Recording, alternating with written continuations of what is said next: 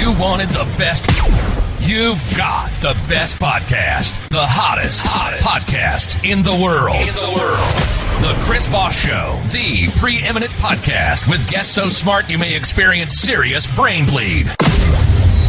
Get ready. Strap yourself in. Keep your hands, arms, and legs inside the vehicle at all times, because you're about to go on a monster education roller coaster with your brain. Now, here's your host, Chris Voss. Hi, folks. Chris Voss here from thechrisvossshow.com, thechris.com. Hey, we're coming here with another good podcast. We certainly appreciate you guys tuning in. Thanks for being here. We've got an amazing gentleman on the show with us today. He's going to be talking to us about his amazing art show that he did in South by Southwest. The name of the gentleman is Dave Navarro. You may have heard of him. You should have heard of him. He is an American artist, singer, songwriter, and television personality. He is a member of the rock band Jane's Addiction and played guitar for Red Hot Chili Peppers. And he's also done his solo album, Trust No One, in 2001. Welcome to the show, Dave. How are you? Chris, it's a pleasure. I'm well. Thank you for having me. It's a pleasure to have you as well, too. Thank you very much. I got to tell you that your intro right there, I thought I was going to a monster truck rally. Sponsored by sponsored by Red Bull or something. I was like, oh my God, what am I getting into? Yeah, it's almost like WWF. Rah! Yeah, but there you go. But it's appropriate. It's good. There you go. Welcome to the show. And so tell us, you put on something at South by Southwest. I'll hand it to you and let you give us the lowdown on what you were doing there at South by Southwest 2022 for those who may be watching this year's from Okay, now. there's an amazing art gallery there called West Chelsea Contemporary Gallery. It's in Austin, Texas, as you said. And my partner Padilla and I, we have a collective called Duel Diagnosis. That's spelled D-U-E-L Diagnosis. And what we do is we do apparel, we do street art installations, we do fine art, and the gallery is hosting a fine art exhibition for us, and that's going to be there through April 17th. So if anybody's in the area or want to see some fine art, and please go to West Chelsea Contemporary. I think it's on 6th Street. And, the whole thing is really under the umbrella of kind of erasing the stigma around the mental health discussion, mental health topic. You know what I mean? It's a very important topic. It's one close to my heart. I've had my battles and my struggles in my life. So has my partner. And so we got together to create this, kind of this entity that's both of us coming together and just do some messaging and some imagery around mental health that's a little left of center, you know? So like a lot of the popular mental health phrases that you might see would be live, laugh, love, or happiness is a choice, or things like that. But we've come to decide that, people who are really struggling, that type of messaging can be alienating because they have no framework in which how to access those kinds of thoughts. So we try to present the entire picture of the human existence and say all of it is okay. That's awesome. Is there a website that people can go see? Yeah, it's dueldiagnosis.com. And again, it's spelled D-U-E-L diagnosis.com. There we have apparel there. We have works on paper there. We have inexpensive art. We have inexpensive prints, stickers, jackets, whatever you want. But like I said, we kind of moved into this fine art world. And, the fine art world can get a little pricey. So we like to offer different tiers for different people because we don't want to exclude anybody. Mm-hmm. What do you hope people get out of this exhibit? What do you hope they come away with? Well, first and foremost, I would hope that they just have an engrossing experience because, the whole exhibit was created for West Chelsea Contemporary. So it's not like we had a stockpile of inventory of art that we just put up. It's a very elite gallery. It's one that we're really honored to be in. And the messaging within the gallery is more focused on and aimed at letting people know that they're not alone in their struggles, and whether it's a mental health issue or whether they feel like an outsider or whether they feel like they don't fit in, like we're saying, yes, you do. All of us have this. Just most people don't post about it on Instagram. You know what I mean? So like, they post their best moments on Instagram. They don't post themselves having a nervous breakdown. Some do, but, by and large, they don't. So like, usually what's happening in the public, visibility in terms of social media and content is you're not really seeing the whole picture. And that can be really isolating for someone who's struggling and comparing their lives to what they see online. So, I think what I would like them to walk away from this exhibit is just a sense of knowing that they're not alone. I would love to have people have some thought-provoking discussion around some of the works. Some of it is very abstract, and it's based on kind of our nervous system, and how our nervous system actually stores trauma. Our nervous system actually stores challenging events in our lives, and it becomes a physical malady as a result of something that may have happened. So the pieces are very vast. There's some that are very on the nose, and you know exactly what you're looking at. And there are some pieces that are very abstract and open to interpretation, but they were done in a way to emulate our nervous systems in terms of the mapping in a visual way of how our bodies function, and with the neurons and the wiring in the body and the electricity that causes one hand to make a line one way and one hand to make a line another way. It's all stored within the body. Definitely. I mean, the biggest challenge with, one of the biggest challenges with trauma is people keeping a secret or hiding it or being ashamed of it. Yes. I think one of the pieces mentions shame. Yeah, we have a piece that says shame has never saved anyone. And that is what that's referring to is shameful secrets that we keep that ultimately when they go unshared or untalked about or, even in a therapeutic sense, people hide stuff all the time. And those are the things that can lead to detrimental behavior, destructive behavior, and certainly can lead to severe mental illness and isolation. So we would like to encourage people to not hang on to their shame as something to be embarrassed by or afraid to talk about, but say it's a great strength to share that vulnerability and also free yourself of it. Definitely. I remember seeing, it was Oprah Winfrey's interview with the Leaving Neverland boys, and someone had gotten up on the stage and they said the secret inside that you keep is the poison that kills you. Absolutely. And so, people being open up, and you've opened up about your trauma and some of your childhood things that have happened to you. How has art made a difference or helped you, or maybe how have you seen it help other people? And what does this sort of art mean to you? What does art itself mean to you, I guess? Wow, and that's just, I don't know if we have enough time for me to answer that question. But it's always been a huge component of my life ever since I've been a kid. It's a form of expression. It's a form of accessing certain feelings within myself that I can't articulate necessarily in words, that I can't sit in a therapist chair and talk about. And it's just another avenue for creativity, which I've been doing with music for years, as everybody knows.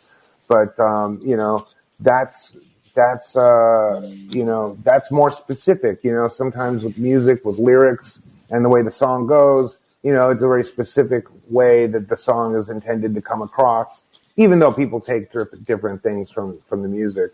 But with the art, everybody has their own individual experience that could be vastly different from the next viewer. So that's why it's really important to me. And I've been a collector for years, studied it in college. I went to art school when I was younger.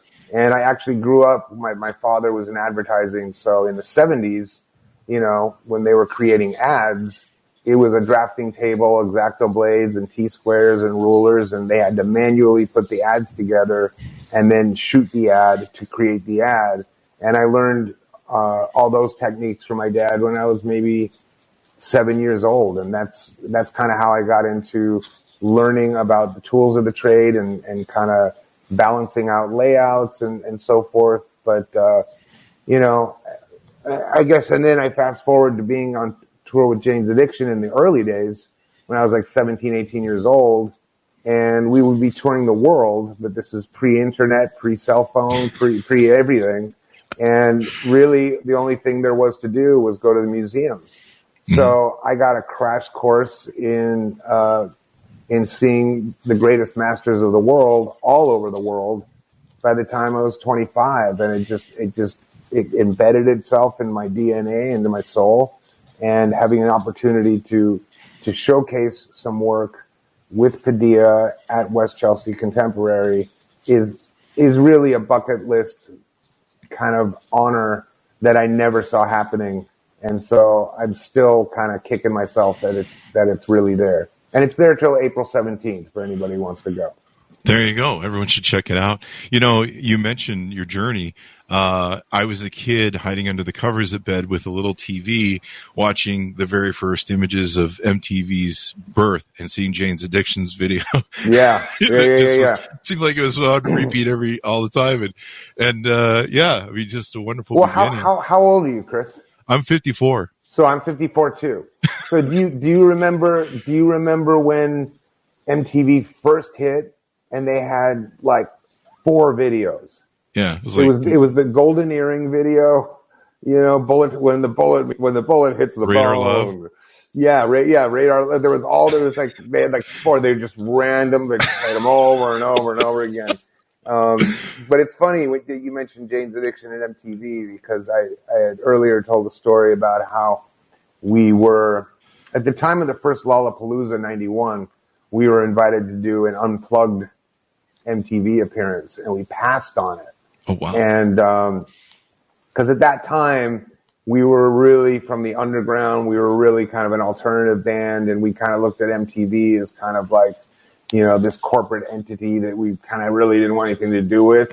And we passed on it, and they stopped playing everything Jane's Addiction from that moment on. Like, they fucked us. Wow. It's like, what are you going to do? You know what I mean? Did you guys ever get a redo on that? No, I don't think we ever did. Well, by the time we stuck around long enough to get a redo, MTV wasn't playing music anymore. Yeah. You know what I mean? Funny. It was all right. I got a redo because I did a reality show with my wife Carmen at the time. Yeah. So I did sneak my way back in there, but Jane's Addiction didn't really, they never really cared for us after that. Yeah, I was honored to get a picture with Carmen at a Grammy Award ceremony, and she was so wonderful. Yeah, she's the sweetest, and we're still the best of friends. That is awesome, man. Yeah, that is awesome. We really believe, like, you know, a lot of marriages go through, you know, trials and tribulations, and then there's breakups, and there's animosity and bitterness and so forth. But, you know, we kind of looked at it like we spent some really great years of our lives together and growing together, and just because the marital component of our relationship didn't work out doesn't mean that we have to have bitterness and anger and resentment and hatred. In fact, we can still be friends. And so I really lucked out in that sense that, you know, we're not married, but we're still as tight as if we were. That is totally awesome. Yeah. Getting back to the show, how many pieces of yours are in the show with Padilla? So the show is Dual Diagnosis and another artist named Al Diaz, and he's from the East Coast. He's actually he was Basquiat's partner in the early days, so he worked very closely with Basquiat, and they created the Samo signature, which was spray painted all around New York City in the early days. And this is the days of Richard Hambleton and Keith Haring, and, you know, certainly Warhol, but taking it out on the street in more of like a punk rock fashion. And so Al is one of the artists showing, and Dual Diagnosis is the other. And I don't know what's hanging in the gallery count-wise, but I know that we presented about 150 pieces of work. Oh, wow. Yeah, and there's sculpture, and there's a miniature installation that's like kind of a 3-dimensional experience. And we have, I think, 4 NFTs on screens hanging, and we have 2 short films going. So there's a lot to look at. There's a lot of stuff. How much time did it take you to put that together to do it all? Yeah, that took about a month and a half, and we weren't entirely sure that we were going to make it, but by the grace of God, we did. And I think it was one of those things where it was like, you know, we were so honored to be invited by this gallery that we could not fail. Like, it wasn't an option. You know what I mean? And like try and restructure the show. Like, well, we only have 60 pieces, so maybe, you know, you can put some other things up and like, you know, fill the space. Like, we really wanted to fill the space. And so every piece that's in the show was created specifically for West Chelsea. And so that's why there's a through line with all the works that kind of have to be together. They go together. Awesome. If we could talk about the NFTs, because that's a really hot thing right now. Tell us about the NFT stuff. Well, I wish I could. I still am one of those guys that kind of doesn't understand it. You know what I mean? Mm-hmm. I see the value in it. I see the value in kind of merging crypto and art and having people feel like they're a part of a community, mm-hmm. and, you know, being able to own something that's artistic that still has value. And in a lot of cases, even if someone sells that NFT to somebody else, the artist still gets paid. So I think that's a really beautiful aspect of it. Mm-hmm. But in terms of how it works and blockchain technology and, you know, even the crypto world, like I've never delved into Ethereum or Bitcoin or anything like that. So it's just a whole new horizon that we were encouraged to explore, and we had a lot of fun doing it. Yeah. And one of the short films in the show was a collaboration with a filmmaker, Liam Lynch. And I don't know if you're familiar with Liam Lynch. He directed Pick Up Destiny, mm-hmm. But he's been doing viral videos since like the early days of the internet. You know, just if you Google Liam Lynch and you look at his works, you will recognize something he's done. So we had an opportunity to do a short film with him and then turn some of those into NFTs. So those are collaborations, but I really like the fact that you get to have animation and movement within the piece, mm-hmm. and audio as well. So it's a different experience, and I have a fantasy of hanging NFTs still in like an ornate gold frame that like you might see, you know, the screen is in a frame, and that's how you would hang it in your house. But I have yet to accomplish that. That was the intention for the show, but you know, we got them done. That's what counts. And there you go. And we're just exploring that space. You know, we know that it's a great way to get work seen. And certainly with our messaging, you know, we want as many people to see it as possible. And we started off very, very small, and we started off at a low price point because we want, you know, we don't, you know, when you're in the fine art space, you know, and you have a fan base that your messaging is reaching, a lot of times they can't be a part of it and they can't purchase it because things in the fine art space tend to be a little pricey. Mm-hmm. But what we like to do is offer up a multitude of tiers where there's works on paper that are relatively inexpensive. There's the NFTs that are relatively inexpensive. And then, you know, then there's the fine art that it's a higher price point, but we don't want to exclude anybody. You know what mm-hmm. I mean? Because our whole messaging is about non-alienation.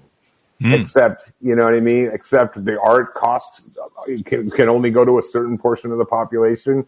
So that would be contradictory to what our messaging is. So we go to great lengths to try and provide something for all.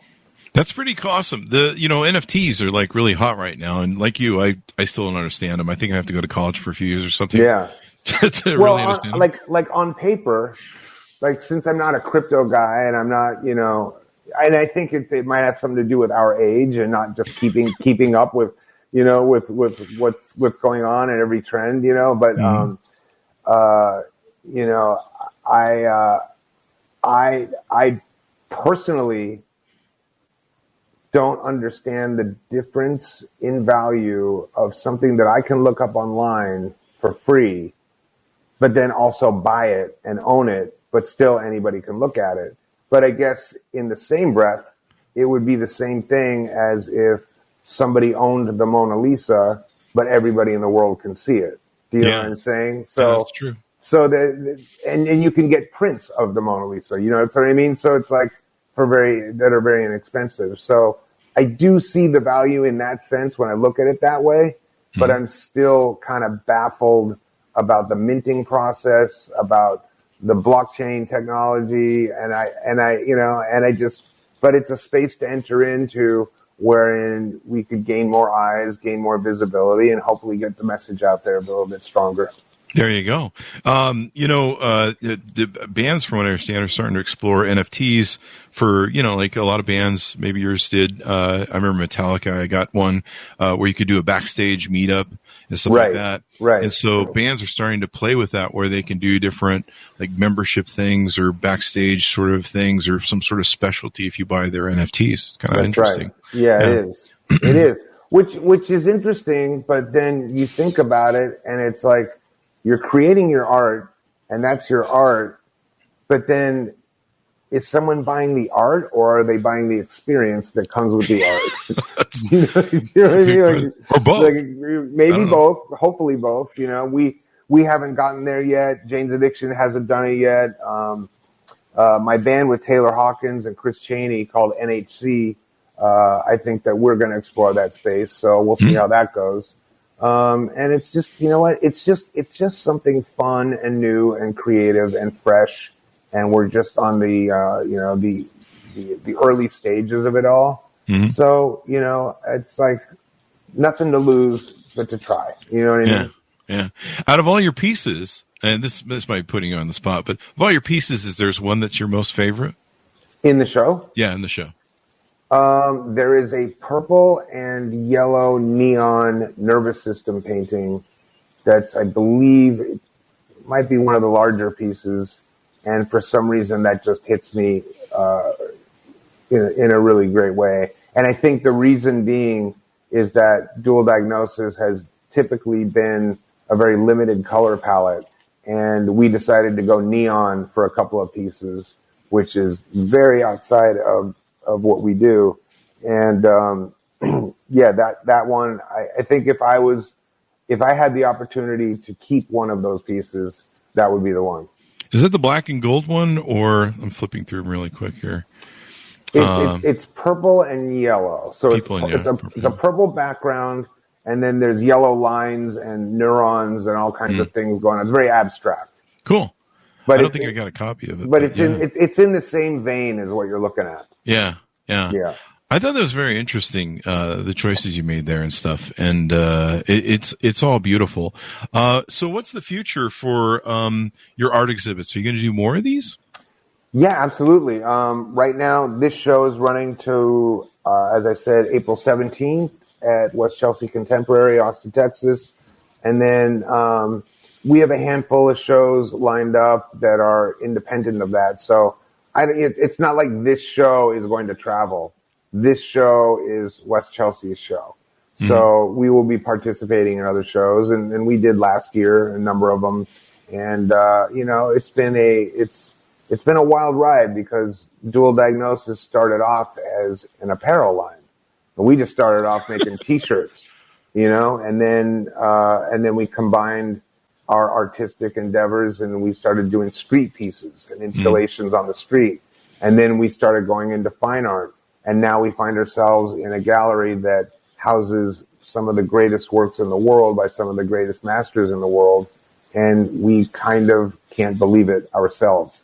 You know what I mean? So it's really a bucket list thing that I had not anticipated coming to fruition. I really think it's definitely your thing. I mean, as an artist, being so multifaceted and so many different flavors of stuff. I mean, it's really the thing, and I think it would be awesome to see some of the future that you have in that realm of art. Yeah, I mean, we definitely intend to keep moving forward. So, but I also have a feeling that whatever we do next is probably going to be totally in contrast with this. And the last show we did was at Julian's in Beverly Hills. And that was a completely different show. We built I think maybe like an 18-foot walk-in cuckoo clock. So it was a huge, massive structure within the space of a cuckoo clock, and you had to walk inside it to view the works. Wow. Yeah. So, and since we're playing around with mental health and we're kind of doing it with a sarcastic smirk, you know, the cuckoo clock, if you think about it, when you think about early cartoons, like that was the symbol of crazy, right? You know, so it was like walk into our crazy space and take a look at what we're doing. And so we really like to experiment with, you know, with build outs and things that, you know, have the viewer look at things within an environment that's specific to the art. Mm-hmm. And I'm sure we talked before the show about your background that you have there. There's two big pictures that you have. Do you want to tell? I'm sure people are sitting around going, "What is that in the background?" Do you want to talk about that at all? Oh, well, this is a piece done by an artist. Well, it's a collaboration. Me and an artist, Meg Zaney, did this piece. That piece back there is just one of mine. And then this wallpaper that you're looking at is Andy Warhol. And that's just where all my guitars and stuff are. And just like, as I said, this is my office. So, you know, if I need to be working on the computer or if I have a song idea, I just grab one of those and I plug it in and map it out. And it's just kind of a creative space for me. That's awesome. But my whole house, throughout the place, is full of street art. So, I know a number of street artists, having worked with them in Los Angeles and in New York. And I have those artists come here and actually do work on the walls. Wow. And, yeah. So like everywhere you look in the house, as if it was a facade outside Los Angeles or New York or whatever, you could walk through my house and it looks like maybe you're on Melrose or you're downtown LA or whatever. And it's just all these works by people that, frankly, if I ever moved, I couldn't take those pieces with me. Do you know what I mean? Like I have a couple of doors that were done. I could take the door, but you know, by and large, like pieces like that, I couldn't take that. But you know, sometimes that's the beauty of street art is that it goes up and it gets seen, and then it's only there for a limited time, and then usually it gets buffed by the owner of the building, or the city cleans it off, or you know, it deteriorates or whatever. So the beauty of street art is that it's up, it's visible by anybody who's not even looking for art, and it has an impact, and it's temporary, and ultimately is gone after an allotted amount of time. So, you know, I have to look at it that way because it would be heartbreaking to leave some of the works that are in my house. You can always just tear out the walls and, you know, ship them. But it's a lot of walls. You know what I mean? Like I'd have to move into I would have to move into a house twice the size of this house just to house those pieces. Yeah. You may have to move just so you can get fresh walls, so you can have new walls they can paint. Very true. But the outside was, my whole backyard was done. There's an artist, Risk, who did a 2-story mural in the backyard. So, you know, again, that's something I certainly can't take with me. So, you know, it's a beautiful experience to walk through. However, like I said, it's temporary, and you know, that's kind of the beauty of it. I mean, that's the way it exists on the street, and it should exist in here the same way. Does street art appeal to you or touch you or motivate you, or do you feel more connection with street art than, say, contemporary art like the Mona Lisa? Not more so, but I also do street art myself. So that's actually how Padilla and I met, as I was working with in a studio with Plastic Jesus is his name, and Padilla was sharing that studio space. And we were working on street art pieces, and I saw some of her work in there, and that's how we met. So there's an immediacy, there's an adrenaline factor, there is messaging, there is astonishment on how something got somewhere, the planning, you know, the risk of arrest.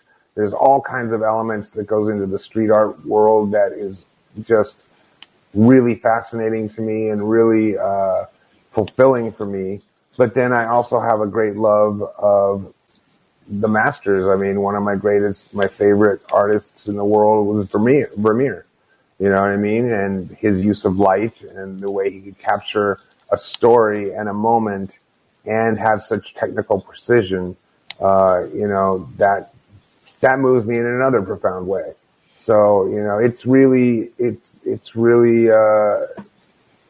I wouldn't gravitate towards one or the other. I think of them as two different experiences. I think of them as the difference of putting on, a Samuel Barber Adagio classical piece or the Velvet Underground.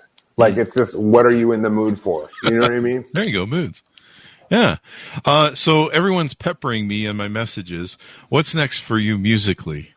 Well, I have this band NHC that's brand new. That's Taylor Hawkins, myself, and Chris Cheney, and we have a number of songs up on Spotify right now. And we've been releasing songs either monthly or bi-monthly. And there's like a dozen more coming, but right now I think there might be 8 songs up there now. And we do shows here and there when our schedules allow. Mm-hmm. And then Jane's Addiction is still functioning. We're playing a bunch of festivals in May, and then we're doing Lollapalooza in Chicago in the summertime. And I think that we might be doing a small tour in the fall. So, I mean, yeah, my plate's pretty full. Awesome songs. I'm sure fans are going to love to hear that. And I'm just so glad that this coronavirus hopefully seems to be winding down. Well, they have just announced a new strain, the BA2. So I don't know if it is. I really hope so. I had it. Did you get it? I didn't get it yet. No. Oh my God, I had it. It just it hit me really bad. Wow, I'm sorry. It hit me. Yeah, no, I mean I'm okay now, but like, it was. I had an event in Hollywood where we were performing for Music Cares, which is a Grammy-associated nonprofit that helps put addicts into treatment that can't afford it, that helps people with mental health. And we put on this big show, and just about everybody who attended got the coronavirus. Wow. Or COVID. Yeah. And I have friends that just were like, yeah, I feel a little tired and I have a cough. And then I had friends that were just out for 10 days, like laying on their backs, sweating and feverish. And I fell into that category. So, and that's, our own physiologies kind of determine how that thing is going to hit us. Yeah. You know what I mean? Yeah. And now after Omicron and everybody thinking like, oh, it's going back to normal, and now to find out that there's a new strain coming, it's just like, it's like, this is gonna, that is just so deflating to hear that. You know what I mean? Yeah. Like LA of all places finally, took back the mask mandate. And I can tell you that, it's strange now. It's actually strange to walk around and see people's faces. Yeah. Do you know what I mean? There's still people wearing masks, but you'll walk down the street and there'll be 20 people and you'll see 2 people in masks. Whereas, it used to be everybody was mandated to wear a mask. And I have a gut feeling it's going to go back to that. But, so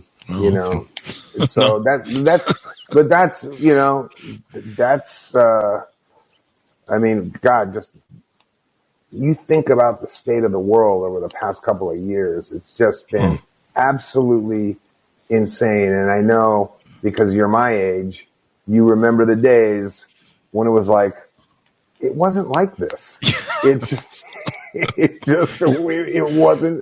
wasn't like this. It's tough times. And I think as a result of the pandemic and now certainly with the war, a lot of people are suffering trauma. A lot of people are suffering some mental illness, and certainly addiction is on the rise, and overdoses are on the rise. And, that's gotta be correlated with the isolation and the shut-in of the lockdowns and all those things. So I think now is a really good time to be speaking out about these types of subjects, because, people need to know they're not alone with this. And it certainly affected me in a pretty negative way at first. And then, as a result of dealing with the isolation and the shutdowns and the lockdowns, that's how the band NHC was formed. Because we couldn't work, we couldn't go anywhere. And so Taylor, Chris, and I got together just to play music, to have fun. And we started recording. And then by the next thing we knew, we had an album that was done and a band. So we didn't even set out to be a band. Just much like Dual Diagnosis didn't set out to be a fine art collective, NHC didn't start out to be a band. These are all just things that organically happened over the time and certainly through the pandemic crisis. Some of the most beautiful diamonds are formed in the most darkest of times. Yeah. I like it. Well, we've liked having you on the show, Dave. Thank you very much for coming on. It's been a pleasure, Chris. Thank you so much. Thank you.